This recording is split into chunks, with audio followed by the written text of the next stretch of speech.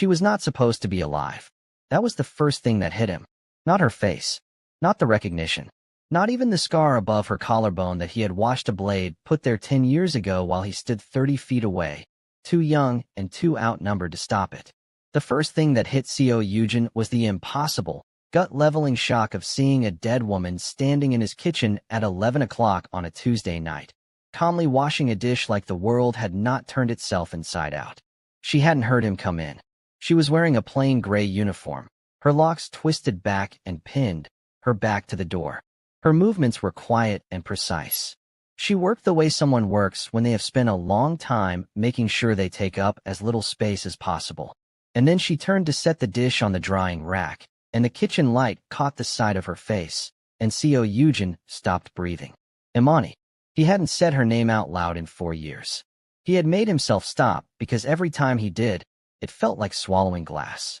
She looked up and saw him, and in the half-second before she controlled her face, he saw something move through her eyes that was not quite fear and not quite relief, but was something more devastating than either. It was recognition. It was the look of someone who had spent a long time hoping they would never be found, and was not entirely certain, in this exact moment, whether that hope had been a mercy or a mistake. Hi besties, welcome back to DOM Romance Stories. If you are new here, I need you to subscribe right now and hold on tight, because this story is going to take you somewhere you are not prepared for. Drop where you're watching from in the comments, like this video, and share it with someone who needs to feel something today. Now, let's go. His name was Seo Yujin. In Seoul's criminal world, he was simply called the architect, not because he designed buildings, but because of how he built things. Empires, alliances, consequences. He was 36 years old, and in those 36 years, he had constructed a syndicate that operated across 4 countries, a legitimate investment firm that sat on the 41st floor of a glass tower in Gangnam, and a reputation so immaculate and so terrifying that grown men changed their walking routes to avoid crossing his shadow. He was not a man who lost things. He had never, in his adult life, lost anything he decided to keep. Except her. Imani Asani had come into his life the way most catastrophic things do. Quietly, without announcement. 10 years ago, when he was 26 and still building, still climbing, still in the years where every decision carried the weight of survival, she had appeared at the edges of his world through her older brother Kweku, who worked in Yujin's supply chain. She had been visiting Seoul from Accra for a conference. She was 23. She was studying economic development, and she argued with everyone, including Yujin, with the calm certainty of someone who had decided a long time ago that being intimidated was simply not an option she was willing to take. He had been fascinated by her from the first conversation. Not infatuated. Fascinated. There was a difference, and Yujin, who was meticulous about most things, had understood it clearly even then. Infatuation was about the person in front of you. Fascination was about who you became when they were in the room. When Imani was in the room, Yujin became someone who wanted to be worth talking to. They had spent 3 months in each other's orbit. Nothing simple between them. Nothing clean. His world was too sharp-edged for clean. But she had moved through it with a kind of fearless clarity that he had never encountered in anyone before or since. And he had made the mistake, the precise, irreversible mistake, of letting her see things about him that he had never shown anyone. Then the Cho incident happened. Yujin didn't think about the Cho incident if he could avoid it. It was the single operational failure of his career. A betrayal from inside his own circle that had cost 3 lives and nearly cost the entire syndicate. In the chaos of the fallout, an enemy faction had gone after the people closest to him. They had found Imani. They had gone to the small apartment she was renting in Mapo, and what they had done there had been reported to Yujin the following morning by a man whose voice had gone flat with the weight of it. They told him she had not survived. He had been given details that were specific enough and brutal enough and sourced through channels he trusted enough that he had believed it. He had buried the grief the only way he knew how, which was to put it somewhere interior and airless and build walls around it so thick that the rest of him could keep functioning. He had found the men responsible, and he had dealt with them with the particular and absolute thoroughness of someone who had nothing left to lose in that direction. And then he had kept going. Because that was what you did. You kept going. You built thicker walls, and you moved faster, and you let the silence where a person used to be become just another part of the architecture of your life. For 10 years, He had believed she was dead. He had been wrong. She was standing in his kitchen, alive, breathing, looking at him with an expression he could not fully read, which had always been one of the things about her that had undone him completely. She was here. She had been breathing somewhere in the world for 10 years while he had been carrying her like a wound that never fully closed. He did not know yet what to do with that. He did not know whether he wanted to ask every question he had or simply stand here in this kitchen for another 60 seconds and let the fact of her be real before anything else happened. "I'll finish in the morning," she said. Her voice was exactly the same. He said nothing for a moment. He could not. Then, Imani. She picked up the cloth she had set on the counter and folded it with the kind of careful precision that meant her hands needed something to do. "My name on the agency roster is Amara Seo. I'd ask that you use it." He didn't move from the doorway. "How long have you been in Seoul?" "That's not relevant to the work." "How long?" A pause. 8 months. 8 months. She had been 40 minutes from his office for 8 months, and he had not known she was alive. And his people, who were paid extraordinary sums to know everything that moved through this city, had not brought him her name once. He would be having a very specific conversation with his intelligence head in the morning. But that was the morning. This was now. "You took a contract with the Worry Agency," he said. "Not a question. I needed work. You knew this was my building." The pause this time was longer. She looked at the folded cloth in her hands, and then set it down. When she looked back up at him, her expression had settled into something impossible to interpret and absolutely devastating. "I knew." The silence in the kitchen was enormous. Yujin had spent 10 years building walls around that particular wound in himself. In the space of 40 seconds, she had walked through every single one of them without even raising her voice. "We should talk," he said. "Not tonight." She picked up the cleaning caddy by the door. "I have 4 more rooms." He let her go. Not because he wanted to. Because he understood, in the precise way he understood most things about her, that pushing now would cost him more than it would gain. She had come to his building deliberately. She had taken a contract that put her in his space on purpose. Whatever that meant, whatever she was working through, it would surface in its own time if he was careful. Seo Yujin was extraordinarily careful. He went upstairs to his study and sat in the dark for a long time, doing nothing. That was unusual. He was not a man given to stillness. His mind was always moving, always calculating, always 3 steps ahead of the room he was in. But tonight he sat still and let the shock of it move through him in waves. The fact of her, the impossible reality of her being 12 floors below him, alive, breathing, folding a cloth with steady hands. He had grieved her. He had done the full, private, devastating work of accepting that she was gone and learning to carry it. And now she was here, and every wall he had built over 10 years of careful, deliberate survival had a crack running straight through the middle of it. He pressed the back of his hand to his mouth and closed his eyes. She was alive. Everything else could wait until morning. If you felt that hit, drop a comment right now because this is only the beginning and it is about to get so much more complicated. Subscribe if you haven't. You are going to need to be here for what comes next. Morning came gray and cold and indifferent to whatever had happened inside people's lives the night before. Yujin was at his desk by 6. He had not slept, which was visible to exactly no one because Seo Yujin had mastered the art of looking composed regardless of what was happening underneath. His assistant Lim Chan-hee arrived at 7 and began the morning briefing. Yujin listened, asked the right questions, moved through the first 3 calls of the day with his usual precision. At 7:45, he stopped Chan-hee before he left the office. "The new housekeeper on the overnight crew. Amara Seo. Move her to the day shift starting today. Light duties, East Wing only. If she objects, tell her it's a scheduling change." Chan-hee wrote it down without reaction. That was why Yujin paid him well. At 9:15, Imani appeared in the East Wing corridor. He had positioned himself in the adjoining room with a glass wall, pretending to review documents. He watched her move through the hallway with the same careful economy of motion he had catalogued the night before, and he made himself sit still and not go to the door. She paused outside the study. She knew he was in there. He could tell from the slight change in her pace, the way her shoulders shifted almost imperceptibly. She stood outside the door for 3 full seconds, which was 3 seconds longer than the job required, and then she moved on. He let out a slow breath. At 11, he had a meeting with a man named Park Hyunwoo. Park was a politician. Specifically, The kind who appeared on morning television talking about community investment while simultaneously running 3 separate money laundering operations through 2 of his subsidiaries.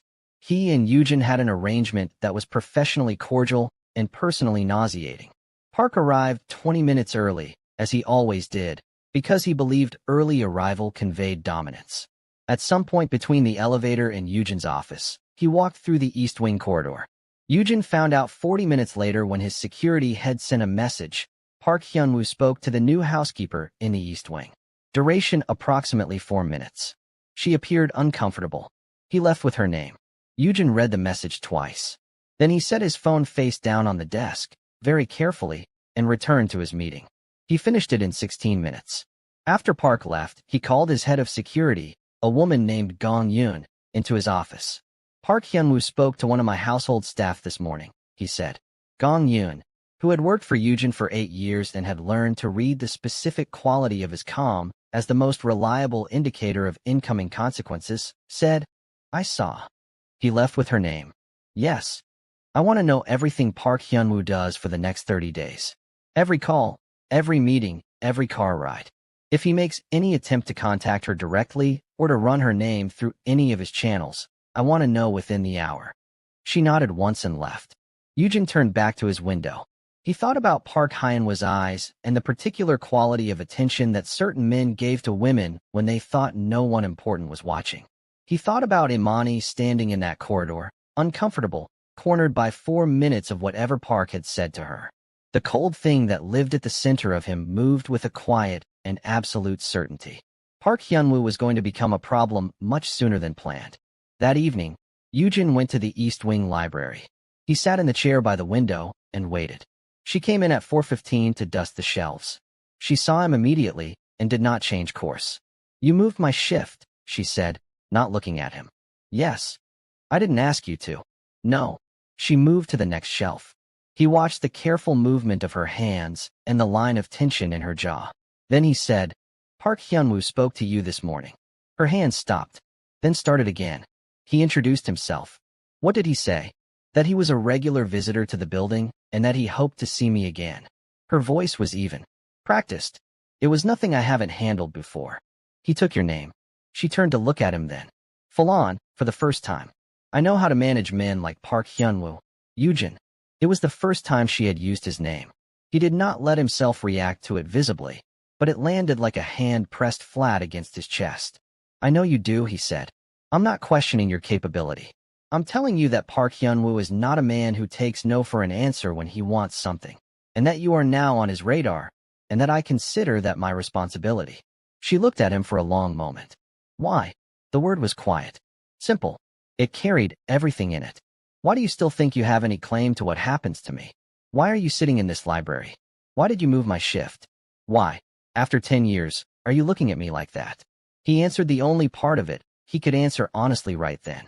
Because you're in my building. Because you came here deliberately. And because whatever reason brought you back into my orbit, until I understand it, I am not going to let anyone make you less safe. She held his gaze for another second. Then she turned back to the shelves. I'll be done in 20 minutes, she said. He stayed until she finished. He didn't speak again. But when she left, she paused at the door for exactly 3 seconds, and this time she looked back once over her shoulder. Progress, he thought. Slow and fragile and achingly insufficient. But progress. Like and subscribe right now because the reason Imani came back is about to change everything you think you understand about this story. It took him 4 days to understand why she was really here. Not because the information was hidden, but because he was being careful. He didn't want to run her background and have her find out, which she would, because she was meticulous and would be watching for exactly that kind of move. Instead, he waited. He watched. He learned her patterns. She arrived at 8, left at 4:30, took the same bus route to Mapo, lived in a building that was modest but not unsafe. She spent her lunch breaks reading. She brought the same food every day, packed in a container that had a small chip in the lid. He noticed the chip on the second day and said nothing. On the 4th day, she came into the study at 9 in the morning, set her caddy down, and said without preamble, I need to tell you something. He set down his pen. She stood in the middle of the room like someone who had rehearsed this and decided that rehearsing had made it worse, so she was going to say it plainly. My brother is missing. The word dropped into the room like something falling from a great height. Kweku, he said. 3 months ago. He was in Incheon. He had been working there for the past year. She looked at her hands briefly, then back up. He called me and told me he'd found something. He didn't say what. He said he needed 2 more days to document it, and then he was going to reach out to someone he trusted. 3 days later, his phone was disconnected. His apartment was empty. The company he worked for said he never came back after lunch on a Thursday, and they had no forwarding information. Yujin was very still. I tried the police, she said. In Ghana. In Korea. I have a file number and nothing else. I've been in Seoul for 8 months trying to find him myself, and I have hit every wall I know how to hit. She paused. You have resources I don't have. You came here to ask for my help. I came here because I didn't know what else to do. Her voice stayed level. That was the part that destroyed him. Not tears, not anger. Just level. Like someone who had already cried everything out in private and had nothing left to spend on it in public. And because of everything between us, I almost didn't. I almost didn't come. But he's my brother. And I have been out of options for 3 months. Yujin stood. He came around the desk slowly and stopped 6 feet from her, close enough to see the exhaustion she was carrying behind the composure, the way it lived in the skin beneath her eyes and the set of her mouth. Incheon, he said. What company? Seoul Logistics. Something moved through him that he kept off his face. Seoul Logistics was a subsidiary, one of Park Hyunwoo's subsidiaries. He understood, in an instant, why Park had taken her name. Park had recognized her in the building as Kweku Asante's sister and had taken her name not out of social interest, but as a threat assessment. He was checking whether Kweku had told her what he found. He was deciding whether she was a problem. Yujin looked at Imani's face and felt the cold thing inside him go very, very quiet. Sit down, he said gently. She looked at the chair and then back at him. What do you know? I don't know anything yet. But I have a place to start. He said it steadily. Sit down, Imani. I need you to tell me everything he said in that last phone call. Word for word. Everything you remember. She sat. And for the next 2 hours, she talked, and he listened, and he took no notes because he never needed to. And at the end of it, he understood most of the shape of what had happened, even if he didn't have all the details yet. Kweku had found something in Seoul Logistics' shipping manifests. Something that didn't match. Something significant enough that he had been scared, and Kweku Asante was not a man who scared easily. Yujin had known that about him. Someone had made him disappear before he could talk. Comment right now if you need a moment, because this is only going to get deeper. Subscribe because what Yujin finds in the next 48 hours is going to break your heart and set everything on fire. He worked through the night. By 3 in the morning, a picture had emerged that was worse than he had expected. Seoul Logistics was moving falsified development contracts, routed through 3 shell companies, connected to international aid money that had been redirected, attached to the names of people in government who would lose everything if it surfaced. Kweku had found the trail, documented 6 months of it, and had been 2 days from passing it to a journalist he trusted. He had disappeared on a Thursday.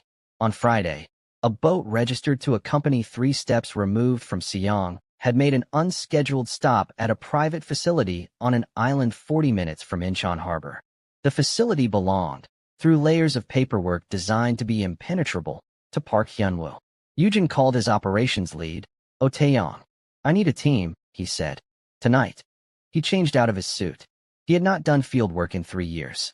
But some things you did yourself. Not out of pride. Out of the knowledge that if something went wrong, the right person had to be there to make it right. He thought about Imani saying, tell me whatever condition he's in. Don't protect me from it. He got in the car. The facility was a converted storage building on an island 25 minutes by boat.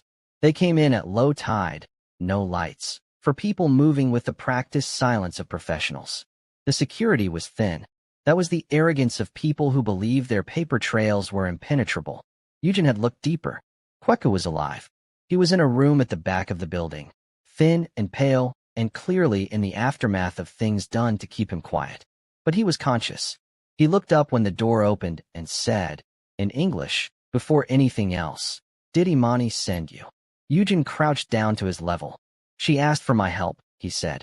Kweku looked at him for a long moment, with Imani's eyes, the same quality of assessment, the same refusal to be managed. Even here, even like this. You're going to go after Park, Kweku said. Already started. He has protection. High up. I know. Then you know it's not just him. I know. He looked at the man in front of him and said the only thing that actually mattered right then. Can you walk? Kweku tried. Barely. Yujin got an arm under his shoulder, and they moved. By the time they docked, the sky was beginning to lighten at the edges. Kweku was taken to a private medical facility where a doctor who asked no unnecessary questions began assessing the damage. Yujin stood outside in the cold morning air and thought about what came next. Park Hyunwoo was going to find out his facility had been accessed. He was going to know someone had Kweku, and then he was going to look for pressure points. Imani, her face in the East Wing corridor. Yujin called Gong Yun. Move her, he said. Now. He sent the address. His phone rang 4 minutes later, and it was her, and the first thing she said was, Where am I? Yujin, and who are these people, and where is my brother? Her voice was not level anymore. It was shaking, and it was the first time he had heard it shake, and it went through him somewhere deep and unguarded. Your brother is alive, he said immediately. He is at a medical facility. He is going to be okay. A silence. Then a sound she tried to suppress and couldn't entirely. The compressed release of 3 months of controlled terror finally breaking at the edges, and he stood in the February cold and let her have it and said nothing because there was nothing adequate. When she had it back under control, she said very quietly, I need to see him. I know. I'll take you. A pause. You got him out yourself. Yes. Was it bad? He looked at the lightning sky. He's going to need time. But he's going to be okay. He heard her breathe. Then, Yujin. Yes. I don't know what to do with this. Very quiet. I came to you because I had no other choice. I told myself that. I told myself it was strategy. And now I don't know what to do with the fact that you went in the middle of the night and got him. With your own hands. He said nothing for a moment. Then carefully, you don't have to do anything with it. Not right now. Right now the only thing that matters is that you see him. Okay, she said. Just that. I'm coming to you, he said. 20 minutes. He walked back to the car and drove through the early morning city and did not let himself think yet about Park Hyunwoo and what came next and the long, careful work ahead. That was coming. But for 20 minutes, in the quiet of the car, he let himself have the single unguarded thought he had been refusing for 4 days. She was here. She was safe. Her brother was alive. He had believed she was dead for 10 years, and she had been breathing somewhere in the world the whole time, and now she was 40 minutes away, and she had said his name on the phone with the specific quality of someone who was running out of reasons to keep the distance. Everything else was a problem he knew how to solve. Subscribe right now because Park Hyunwoo just found out what happened, and what he does next is going to put Imani directly in danger. And what Yujin does about it will show you exactly who he is when everything is on the line. The days that followed moved with the particular quality of time when danger is present but not yet fully arrived. Yujin had Imani move to a secure residence on the north side of the city, comfortable, well-staffed, not connected to his name, in any document Park could easily access. He told her it was temporary. He told her the situation was in hand. She listened. She asked the right questions. She did not pretend to be less afraid than she was, which he respected more than he had words for. He visited every evening. He told himself it was operational. He knew, and she probably knew, that it was not entirely that. On the third evening, she was sitting at the kitchen table with papers spread around her. She had, with the absolute characteristic determination of someone who refused to be passive, obtained Kweku's documentation remotely and was going through it herself. When Yujin came in, she looked up and said without preamble, There are 4 names in here you haven't mentioned. He sat down. Which 4? She pushed the papers toward him. He looked. He had seen 3 of the names. The 4th he had not yet processed, and when he read it, something in his expression must have shifted because she was watching him carefully, and she said, You know that name. I know him, Yujin said. Who is he? He looked at her. He had given her more information in 4 days than he gave most people in 4 years. But this name carried a different weight. He's not in government, he said. He's not in Park's network. A pause. He's in mine. The silence in the kitchen was enormous. Someone inside your organization, she said. Yes. Connected to Kweku's disappearance.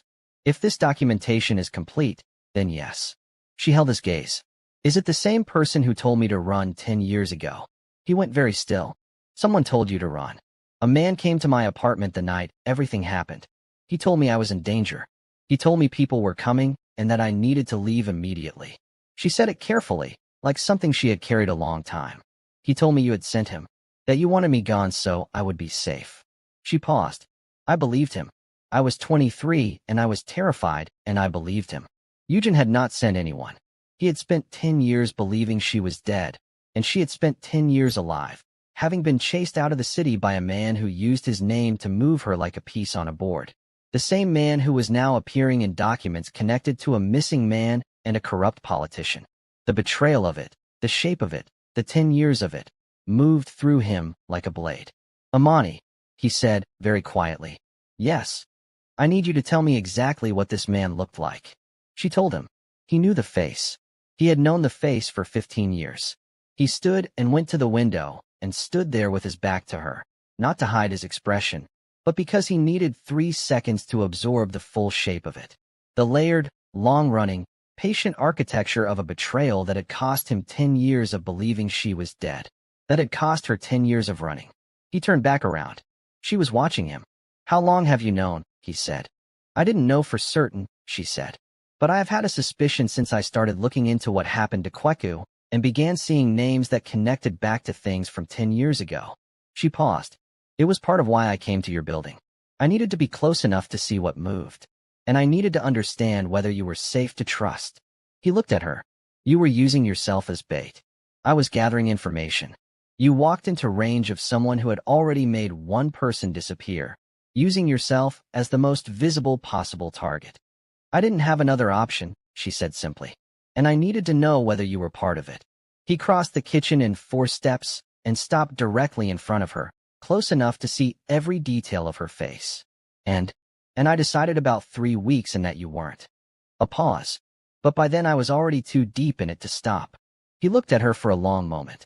At the exhaustion starting to shift into something else now that Kweku was safe, and the full picture was on the table. She had been carrying this alone for months. She had walked into his building not knowing whether he was an enemy, and she had watched him every day with careful eyes, and she had decided, 3 weeks in, that he wasn't. You're remarkable, he said. The way you say something that is simply true. Don't, she said quietly. But she didn't look away. Imani, don't be kind to me right now. Her voice was very low.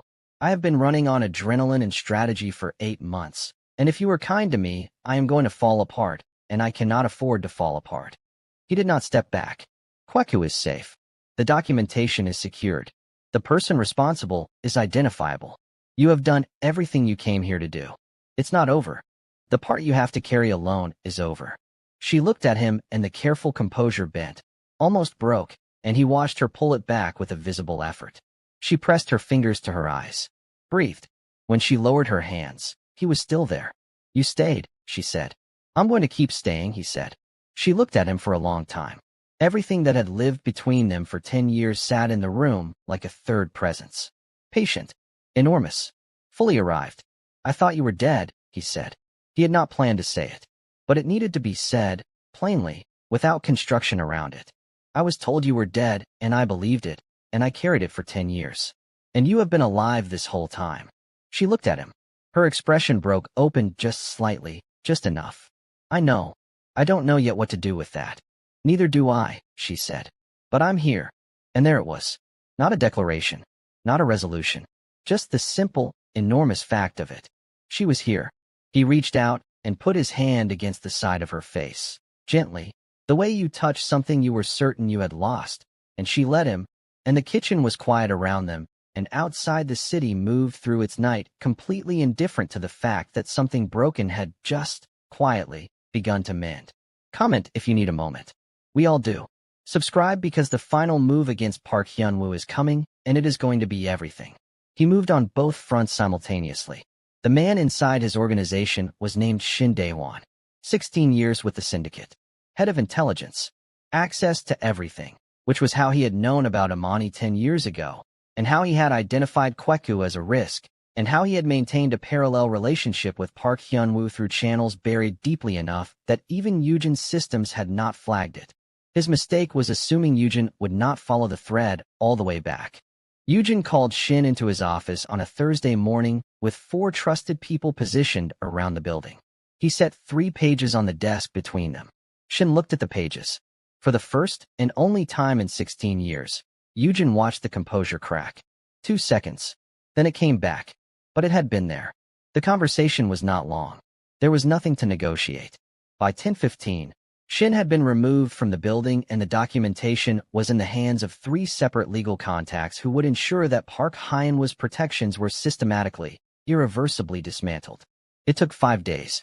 The story that broke publicly was careful and complete and included enough names in high enough places that it could not be buried. Park Hyunwoo resigned on a Saturday. By Monday, 3 more names had followed. Yujin watched it from his office and felt only the particular quiet of something that had needed doing finally being done. He called Imani. She answered on the second ring. I saw, she said. Kweku will need to stay quiet a while longer. He knows. He's okay with it. A pause. He wanted me to tell you something. What? She was quiet for a moment. He said, I told her 10 years ago you were someone worth trusting. She didn't listen then. I'm glad she figured it out. Yujin looked at the city through the window. The winter light was different now. Softer. The sky beginning to consider spring. Tell him I said he should have tried harder 10 years ago, he said. She laughed. It was the first time he had heard her laugh in 10 years, and it was exactly the same, full and unheld, and it went through him like a current. When are you coming back? He asked. To the building? I'll find you something better than housekeeping. She laughed again, quieter this time. Is that a job offer? It's whatever you want it to be. A silence. Not uncomfortable. The kind between 2 people who have said enough for now and don't need to fill the space. I'll come on Monday, she said. I'll be here, he said. He was. She came in her own clothes, without the uniform, which was the first time he had seen her without it, and which was simply, quietly, completely like standing in sunlight after a long winter. She walked into his office and stood across the desk with her arms folded and said, I have 4 conditions. He leaned back. Tell me. I work for myself. Not for the syndicate. Consulting only, my terms, my scope. Agreed. I keep my own apartment. My own life. Agreed. If you ever make a decision that affects my safety without telling me first, I leave. No second conversation. He held her gaze. Agreed. She paused. Those were only 3. What's the 4th? She looked at him for a moment. Then she uncrossed her arms and walked around the desk and stopped directly in front of him and said, very quietly, the 4th is that you stop acting like you have to earn the right to say what you mean. He looked at her. 10 years is a long time, she said. And I need you to know that I came back to this city because I needed help finding my brother, and that is entirely true. And also that I came back because it was the city you were in. And I have been standing in your building telling myself it was only strategy. He reached up and put his hand against the side of her face. It wasn't only strategy, he said. I know, she said. It wasn't for me either. She looked at him for one more moment, like someone stepping off a high place they have been standing at the edge of for a long time. And then she closed the last distance between them, and outside the glass tower the city moved through its morning, the light on the Han River, the particular blue of early spring, and 2 people who had spent 10 years on opposite sides of a life finally, fully, simply arrived. Months passed, the kind that build into something. Kweku came back to Seoul in the summer, thinner but steady, carrying himself with the particular groundedness of someone who has been tested and knows exactly who they are now. He arrived at Yujin's building for dinner on a Friday with flowers for Imani and a handshake for Yujin that lasted a beat too long, and said everything without saying anything. Imani built a small consultancy. 3 clients the first month, 8 by the third. She worked out of an office in Mapo, close to the apartment with the east-facing window that caught the morning light in a way she had described to Yujin once with the exact enthusiasm she applied to everything worth paying attention to. He had been to that apartment many times by now. He had opinions about the angle of the light. She had told him this was either endearing or insufferable. He had said he was comfortable with both. One evening in October they were sitting on the floor of the apartment, Imani surrounded by papers, Yujin with his back against the sofa reading, the city quiet outside the window. She looked up and said without preamble, I want to stay. He looked up. Here, she said. In Seoul. Not just for the work. She looked at him steadily. I've been thinking about what permanent looks like. I think it looks like this. He set down what he was reading. He looked at her in the October evening light, and thought about 10 years and the grief he had carried like a stone and the note he had never thrown away and the 3 seconds she stood at every door. He stood up and went to the kitchen and came back and crouched down in front of her and opened his hand. A ring. Simple. A warm gold band with a single stone the color of the morning light she had described. She looked at it, then at him. "I found that 6 months ago," he said. "I have been waiting for the right moment, and I have come to understand there is no right moment. There is only the moment you stop letting fear tell you to wait." She looked at the ring for a long time. Then she looked at his face. "You kept the note," she said quietly. "The note from 10 years ago. I'm sorry. I don't have a choice." "I kept everything," he said. She put her hand in his. They were married on a Saturday in November. Small. Private. Kweka was there. Gong Yun arrived in a suit with an expression approximately 2 degrees warmer than her usual composure. The people in the room were the people who had earned the right to be there for something this true. In the spring, Imani told him over breakfast, with the same unheld directness she applied to everything that mattered, that they were expecting a child. She said it and watched his face, and he did not manage to speak for a moment, because what moved through him was too large for the space of a single morning. She laughed at his expression, full and unguarded, and he reached across the table and took her hand and held it. Later he would sit in the room with the east-facing window and look at the woman who had walked back into his life in a gray uniform carrying everything alone, who had been alive the whole time the world had told him she wasn't. And he would think about 10 years, and about how the things that were truly yours had a way of finding their way back when you had done the work of deserving them. The city moved through its days with its usual magnificent indifference. Somewhere in it, a story that had started with a dead woman standing in a kitchen at 11 on a Tuesday night had arrived at something that did not need a dramatic name. 2 people, fully known, choosing each other, staying. That was it. That was the whole thing. And it was enough. If this story moved you, please like this video right now, share it with someone who needs to believe in this kind of love, and subscribe so you never miss a story. Drop in the comments what you want to see next. I read every single one. Thank you for watching, besties. I'll see you in the next one.